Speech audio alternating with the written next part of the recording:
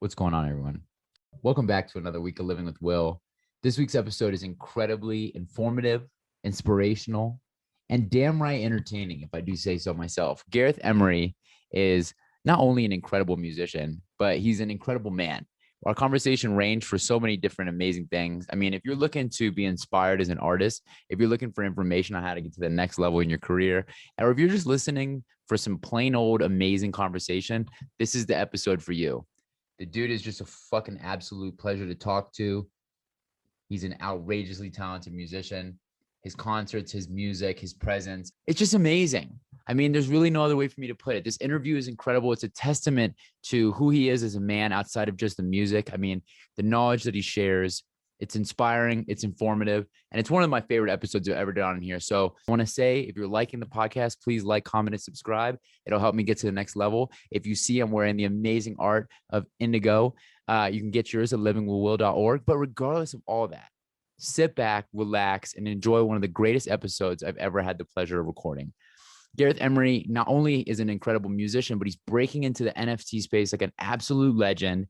And he has a Nifty Gateway drop happening on April 15th. So get your crypto ready, get your credit cards ready, and definitely be there because these are not pieces that you want to miss. And not only that, but we also get to premiere some of the music that you'll be hearing. So, I mean, I really can't put into words how grateful I am. So let me just play it for you. Let me just share it with you.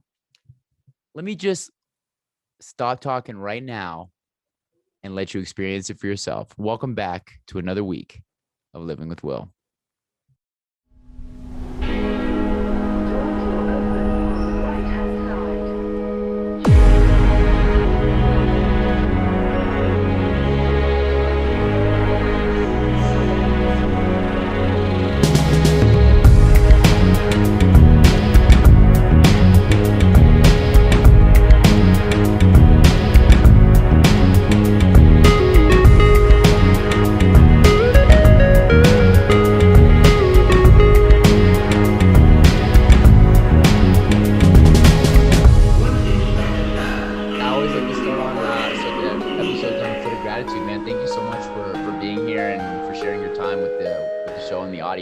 Appreciate it.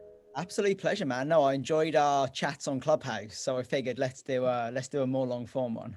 Fuck yeah, I love it, man. Thank you so much. And I always start these interviews off the same way. So I like to start it from, where we all started, which is being kids. So I'm curious, man, where did you go? How did you go from Gareth the child to musician, artist, and legend? Yeah, it's funny. I mean, I have a lot of stories about learning to do things I was not naturally good at, but music, I always was weirdly good at it. And we had a piano in the house growing up. Nobody played it. It was just there. I don't know why. I think my mum had played it like 20 years ago. And I just found myself going to the piano and pressing the keys. And I always had this weird natural ability to play any song that I heard. I wouldn't need to see the music. I wouldn't need formal training. I could hear a theme tune on the TV and then go and play some approximation of it. So I guess my parents realized, and this was like the age of like 4 or 5, I had some aptitude for the piano. Then I did like formal training, and just music just became my life. And then played in bands, eventually got a deal doing electronic stuff. And 20 years later, that's been sort of my life's work. But yeah, it was happened pretty easily. I love that, man. And just to like kind of delve into that a little bit, your first deal, do you remember kind of what that was like and what kind of led up to it? Maybe some, some stories from that process that you remember? I mean, I got very much screwed in my first record deal, as I think most people do. Most people have a bad story for that first deal. But like I was doing around the age of like 20, 21 years old, I was playing in a band, I was working a full-time job, and I was also making electronic music. And for me, I didn't really mind whether it was the band side of things or the electronic side that became my career. I just wanted to get out of my job. So I'd work 9 to 5 in the job. I'd get home, then I'd work from like 8 p.m. till 2 or 3 in the morning. I was just desperate to be out of the job. And I signed a single song deal, electronic music label, and that song ended up getting a load of traction. Like all the biggest DJs played it, sort of Tiesto, Paul Van Dyke, Armin. And all of a sudden I was getting gigs. And within 6 months, I went from like going to all these nightclubs to getting booked at them. It happened really, really fast. Now, it wasn't all uphill from there. Like I got a career really fast, but then the hype faded. And then I had some really, really tough years. But like at the start, that first year, it went from 0 to 100 really fast. I really appreciate you sharing that. I think it's something that a lot of young artists really need to hear, because a lot of people think, people that look like you that have achieved levels of success that people want in careers in art, it looks like overnight success, right? It looks like you just started making music and fell into success. And it's like, no, it was years of hard work, labor, love. Man, so well, like just to lay it out. So I've been doing music since I was 4. I started my band at like 13 or 14. I started making electronic music at 18. I signed that first deal at 22. So I've been sending out demos for 4 years. And this was pre SoundCloud and Spotify. So like I'd literally go to the post office and send out 30 fucking CDs and I'd hear nothing back. And these were like what I thought were going to be my big break. And then another 3 months later, I'll do that thing again. So like just getting that break really took 4 years from when I first started making electronic. But then I also got a pretty quick lesson in how hype is very transitory and it can fade. So when my first track went big, right? So things blew up and all of a sudden I was playing the best venues of the UK and I was like, I have fucking made it. Like I was playing shows alongside my idols, but I never followed up that first record. And I guess, as you know, from your time in a major, you can have that one record, but if you don't have that second record, things can fade very, very fast. And the gigs started to sort of dwindle away. And at 25 years old, I'd been full-time in music for 3 years. I had no gigs. The gigs dried up. 3 months without a single professional booking. I was making less than minimum wage, maybe less. I'd live with my parents, making less than $10,000 a year. And I was like, fuck, man, I had my shot on it and I failed.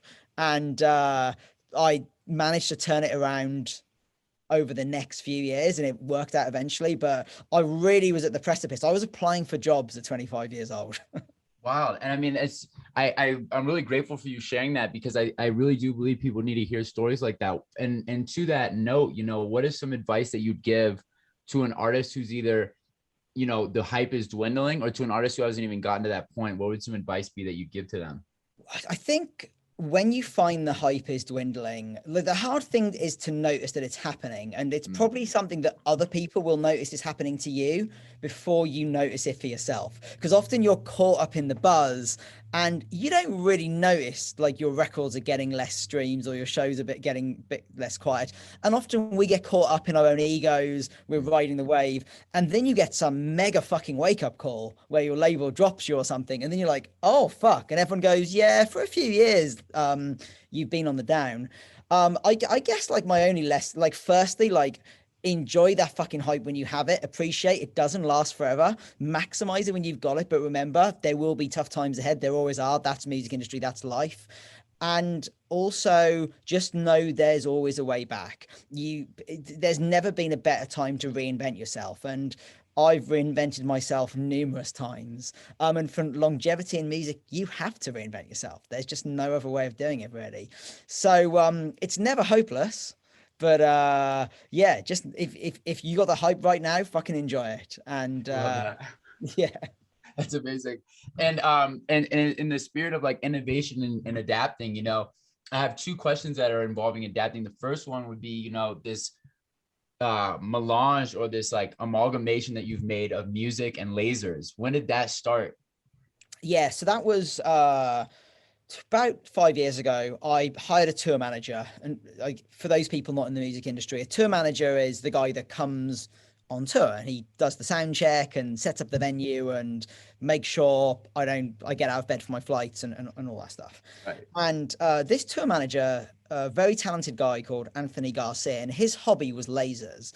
And I'd never loved I'd liked lasers, but like they were never my favorite thing. And I look at his YouTube, he's like 20 years old or whatever. And he has these insane laser videos that he's made. And they have like 500 views or whatever, not much. And I was like, dude, I've never seen lasers like this. Why do your lasers look so good? And the lasers at my gig look total shit. And he said, well, he said, because I'm time coding them to the music. So he was taking a piece of music and putting together like a choreography laser show. So the lasers were perfectly in sync to the music. And I was like, is anybody doing this live? Or is it just you in your bedroom? And he was like, nobody. And I was like, well, can we? And he was like, well, we'd have to do. And he listed off all these things. And I was like, right, we're going to do the first time coded laser show.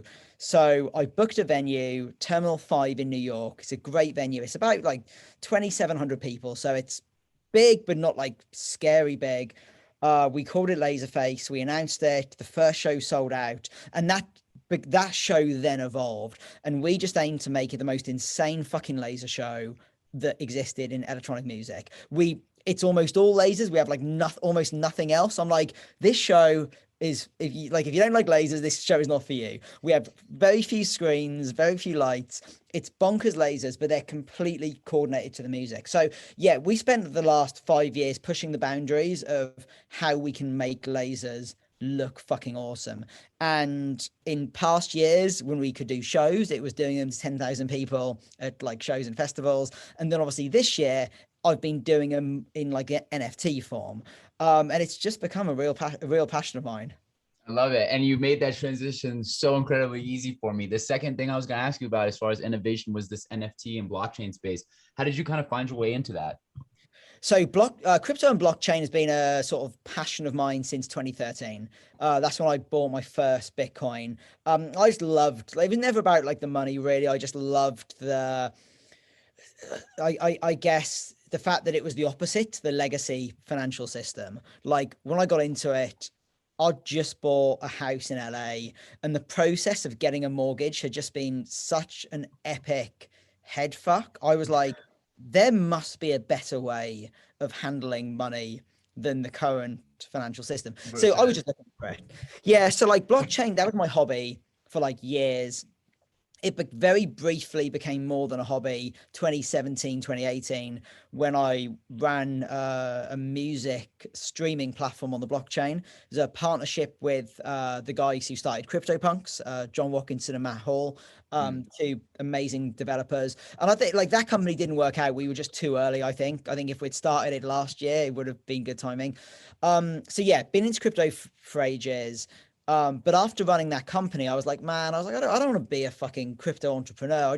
I want it just to be a hobby, right? I realized that being an artist is my thing. So when the whole NFT movement came around, I was like, that is how I need to engage with this space. Not like as an investor, even though I do own little bits of crypto, but as an artist, making things and either selling them or giving them away. That's amazing, man. And it brings up my next point, which was you have an upcoming release called LSR City. Is that something that you could speak on a little bit? Laser City, yeah. So it was like I did a few experimental NFTs on a platform called Super Rare, which essentially just using some crazy techniques to film lasers. So there's, without getting too boring in the technical details, there's a really cool way you can film lasers where essentially the shutter speed of the camera plays like a bit of a trick of the eye. So the laser looks like it's like floating in the air and having all these like weird, like smoky holes that appear in the lasers. Now, to the naked eye, you won't see that, but it looks fucking cool when you film it. So I did a few NFTs experimenting with that technique, which was super fun.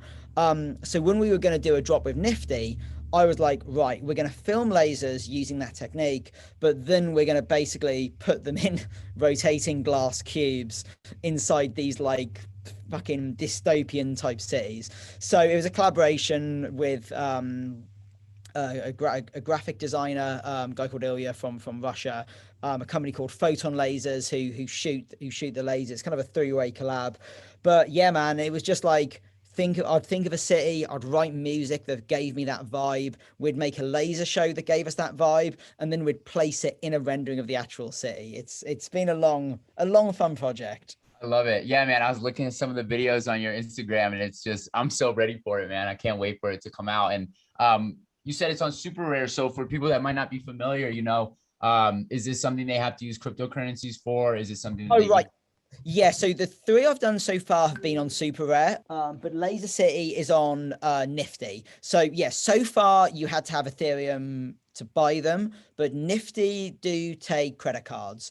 And like the ones we did before, they were like one-offs, and like I've got to say, like it's somewhat insane, the NFT market. Like even like I don't end up buying that many pieces because they're also so fucking expensive. So these ones we did, like they were going for like $10,000, $20,000. But the Nifty one, we have like one which is like 500, which is, I appreciate, still expensive, but like yeah. it's a little bit more accessible than the stuff on Super Rare. No question. No, that's amazing, man. It's exciting to see. I'm excited for it, and it really shows, your adaptability as an artist and as an entrepreneur. And it raises a new question in me, which is, we all receive words of wisdom along the journey, and from family to advisors to friends to lovers, people that kind of point us in the right direction in life.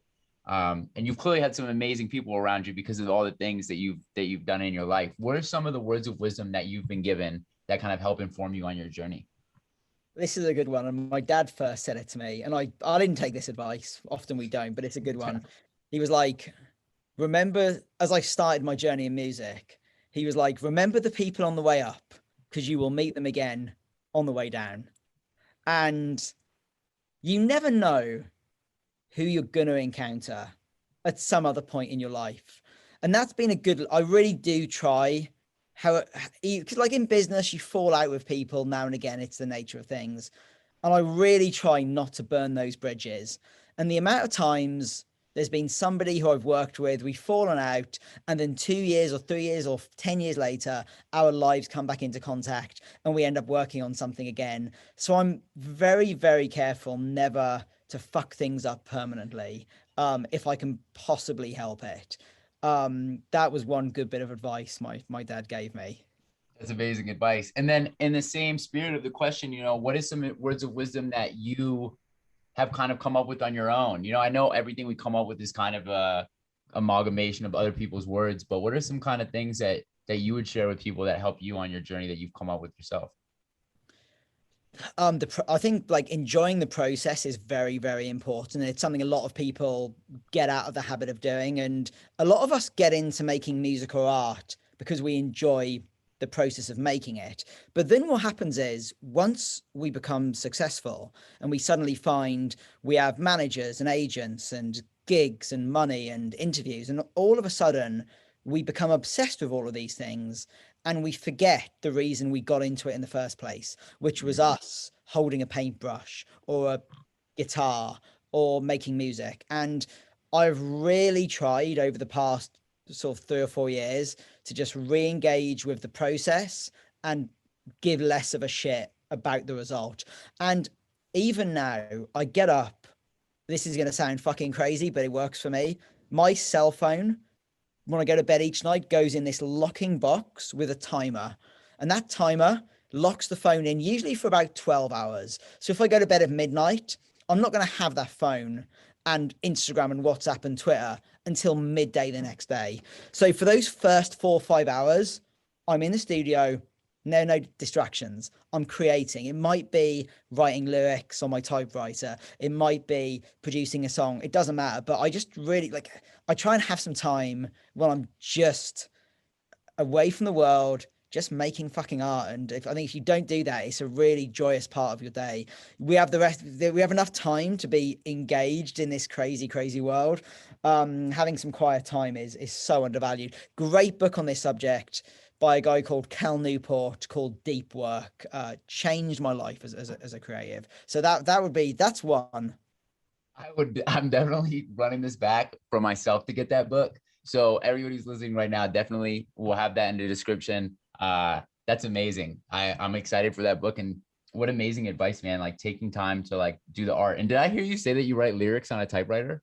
I do. I actually bought as a little present to myself last year an old, it's called a Hermes 3000. It's an old typewriter. And the amazing thing is, LA being a place where I guess people have an affinity for the typewriter, there's this shop in LA where you can go, and they have all these typewriters, and it's run by this wonderful old German guy called Helmut Schultz, who's like 70 or 80 years old. He's been selling typewriters for 50 years. So I went in there and Mr. Schultz found me a typewriter, and I wake up every morning, at least I have for the last 3 or 4 months, and I begin by writing some lyrics or some poetry on this typewriter, and I don't share it because that's another bit of advice.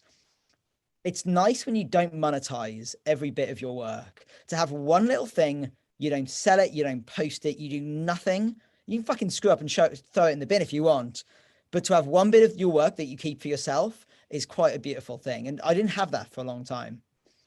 Oh, that's amazing advice. I'm gonna take that myself. So I appreciate that personally. That's fucking amazing. Would you enjoy a typewriter? Yo, I was literally thinking that because I'm in LA. I was like, I might have to go check this dude's store out, man. Oh shit! I didn't realize you were here in LA too. Yeah, Reese Electronics. It's on Olympic. It's a treasure trove. They've got everything from like a couple of $100s up. And look, the reason I do it is I love to begin a day with like some offline writing, right? And I used to do it on a pen and paper, but the issue is my handwriting is terrible. Yo. So I journaling that I couldn't even fucking read it. So a typewriter, like, it's analog. I love, like, it doesn't have emails, there's no distractions, which is great, but I can fucking read what I write. That's amazing. We suffer from the same problem. It's such a discouragement for me because I'm like, oh, this is great thought. And then I'll reread it. I'm like, dude, looks like a lunatic wrote this. Yeah, like my handwriting is like worse than a doctor's. And also, like, because I don't write long form very often, I do like half a page. My fucking wrist is cramping up. It's because I haven't written anything long since I left fucking college. Straight up. Literally. Nah, it's amazing, man. And you actually bring up a great point too. You know, I think it's really important that we have art that's specifically for us and like the joy of creating and creating for self. But you bring up a great point, which is kind of the financial nature of art, and that we are all businesses in our own ways. What's some advice that you give or that you've been given, like on the business side of music or just art in general? The business. Well, so another bit of advice I'd give, and it's kind of linked to the other. It's a little bit similar, but I think it is important. And by the way, these are often lessons I've learned myself through doing the opposite. Usually, yep. Yeah, lessons are usually better dispatched after learning them. But right now, when people begin their life as an artist, be it a traditional artist, a music artist, whatever, everyone tells them, you've got to be on Clubhouse, you've got to be on Twitter, you need to be doing that Instagram. Do you have TikTok? Oh, you've got to be making TikToks about your art. And we're kind of encouraged to spend a huge amount of time documenting our stuff, being on these apps. And I enjoy these things too, by the way. Like, I'm not saying I don't do them, but I also got to remind people, like, I think 70% of your time should be going to the art itself and focusing on making it as good as it fucking can be, and 30% on other stuff. And a lot of artists these days, it's like the other way around. And what many people don't realize is when the art and the music or whatever is good enough, you don't need to do all those other things anywhere near as much. They take care of themselves. Like, the best music I've made did not have a social media strategy. I just knew that it was fucking good, and I put it out and it just exploded. So when I'm having to work too hard on trying to figure out how I market a song, it's probably not one of my better ones. So yeah, the art itself, man, people underestimate how much benefit comes from making it great. That is amazing advice. And it's such a great point of transition, because I like to have the first half of the interview, you know, be thought-provoking and deep. Then I like transitioning into more of like an eccentric and fun, lighthearted part. So I think that's the perfect transition point. Yeah. And I'm so grateful for that advice, because I think it's phenomenally beneficial to me right now. And I'm sure to many people out there. So I want to thank you for that. And I want to transition here. You know, I like to ask some more artistically inclined questions. So the first of them would be this. If you were a superhero that's already been written today, what superhero would you be and why? Oh, that's a good one. And it's funny, like a few years ago, I'd struggle to answer this, but having kids now, I get to engage with a lot of superheroes. I've got my two favorites out of the ones I hear about. I bizarrely like Wonder Woman. How could you not? Yeah, she's so fucking cool, man. I love the outfit. She's just a boss in the book. She comes from the fucking Amazon. She has the invisible plane and shit. She's one of my kids' favorites. So I could definitely be Wonder Woman if I could be one that's a different sex. And the only other one I would probably choose, um, like my wife recently watched all of the Marvel films back to back, like sequentially, and I didn't, but because I don't watch a lot of TV, but I was walking in and out, and I've got to say, Thor looked like a fucking boss. He was good looking, he was massive, he was funny. I was like, man, that's a fucking yeah. I like Thor or Wonder Woman. Straight up, those are amazing answers. And shout out to Norse mythology, man. I don't know if you've ever dabbled, but that is a vortex, and it's mythology in general is one of the things that, I mean, just storytelling in general is a passion of mine. But my God, Yeah, I love the Norse mythology. I mean, I was there's a great series of books, historical fiction by a guy called Bernard Cornwell, I think his name is.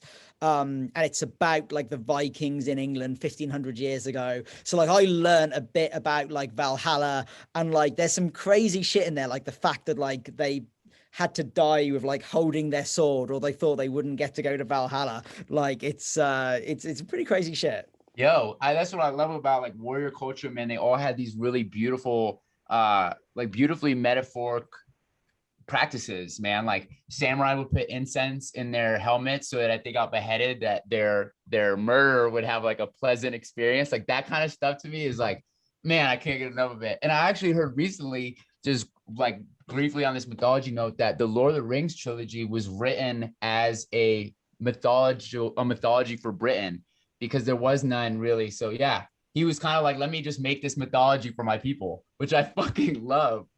I need to go and read those books. And I love that world. Like I love the fantasy world, be it fucking Game of Thrones or Mm-hmm. or whatever. And also I like historical fiction too, but I gotta go. Like I have read them a long, long time ago. I gotta go and like blast those books again.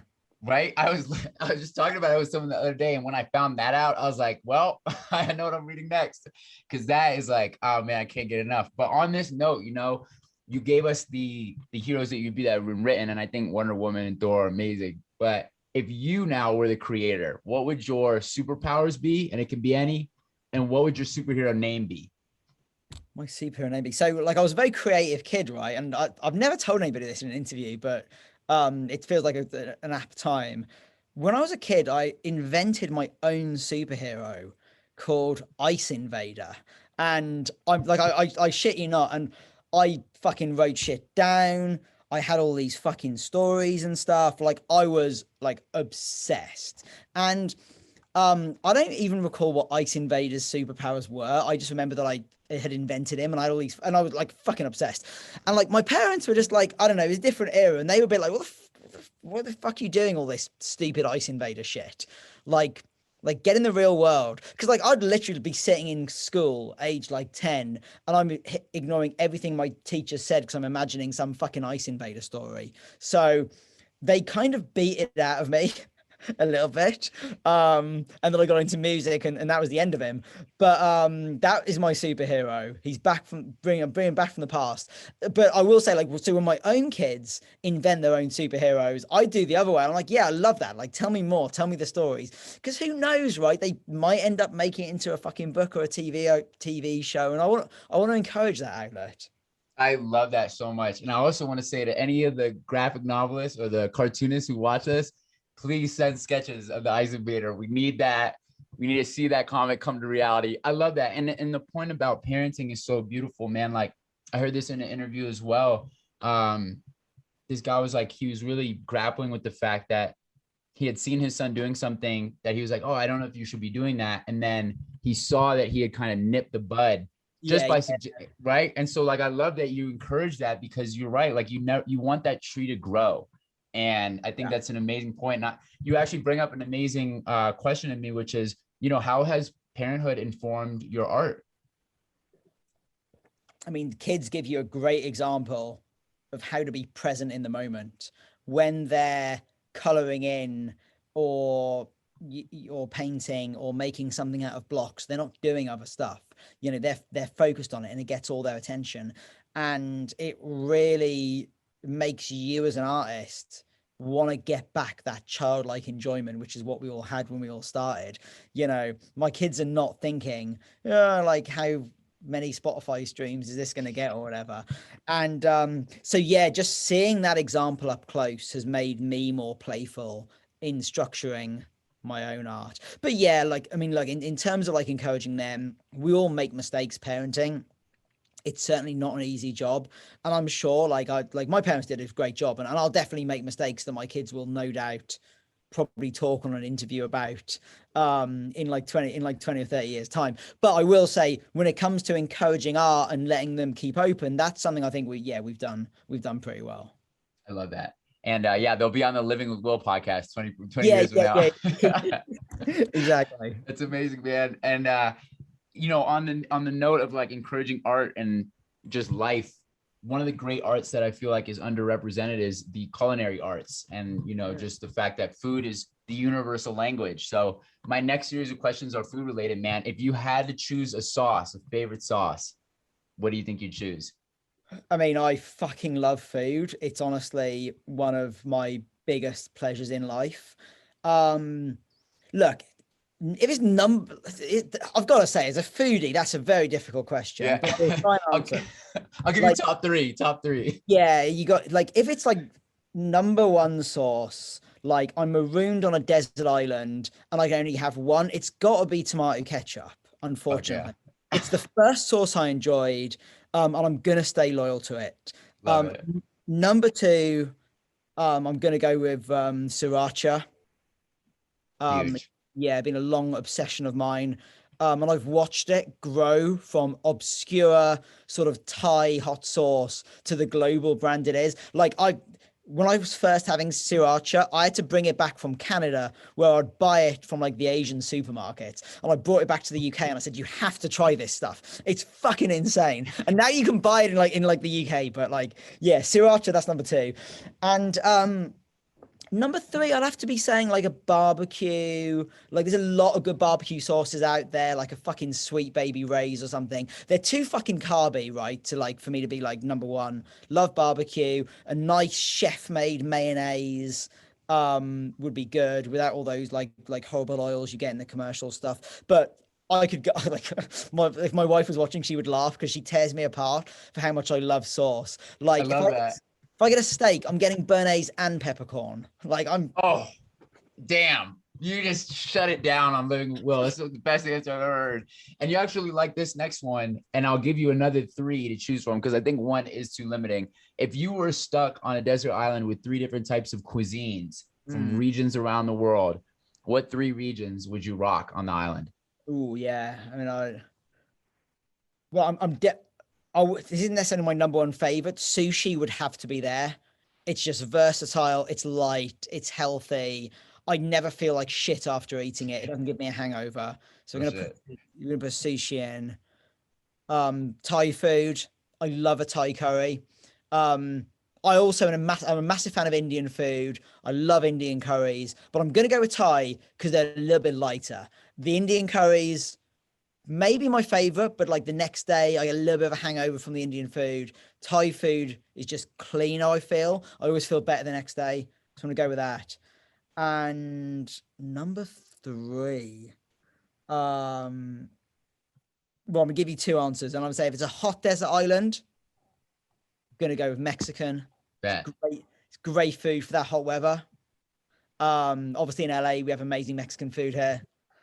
And if it's a cold desert island, it would have to be like, you know, American comfort food, burger and fries, like steak and chips, something like that. I like the basic stuff too. I love that. That's amazing answers. And I'll also say this, as far as the Thai goes, I want to shout out an artist named Julio Slim who put me on to grapao.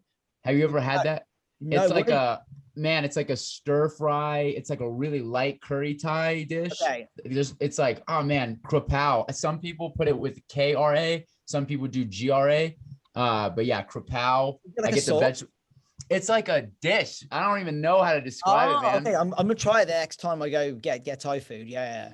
Definitely in LA too. They'll have, man, such a shout out to Julio Slim for that. He changed my life. And on the note of shouting out artists, man, is there any artist that you'd like to kind of take this moment to promote whose work you're just really fucking with right now? Oh man, I mean, there's so many people in the NFT space who are really, really fucking good, who I would own a lot more of. Like, yeah, and I think like if I hadn't had a year of like no touring and like losing a big chunk of my income, I would be going fucking crazy in the NFT space. Um, like I love like Micah Johnson. I don't know if you know him, super talented guy. He did Aku is his thing, which is and like a lot of so Micah, I knew him before the NFT world because my wife has an art gallery here in Los Angeles, one of the place called Art Angels, one of the best, sort of probably the best modern art gallery in Los Angeles. So Micah was Nice. releasing art with her, and he does like people will his most famous one is like the little black kid who's an astronaut. So Mm, Micah's art kind of begun, I think, when his nephew sort of asked his mum, like, "Hey, can a black man be an astronaut?" Which was kind of both like a sort of pretty heartbreaking thing. So Micah makes all this stuff to kind of inspire black kids that they can do these things too. So his art's amazing. amazing, very successful in the NFT space now as well.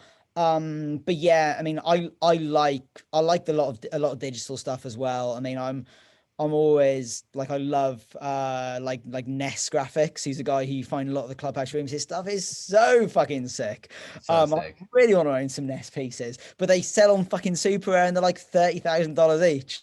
So yeah, I got to get back on tour before I can get some Ness in my collection. And obviously, CryptoPunks, Matt and John, they built that project in 2017.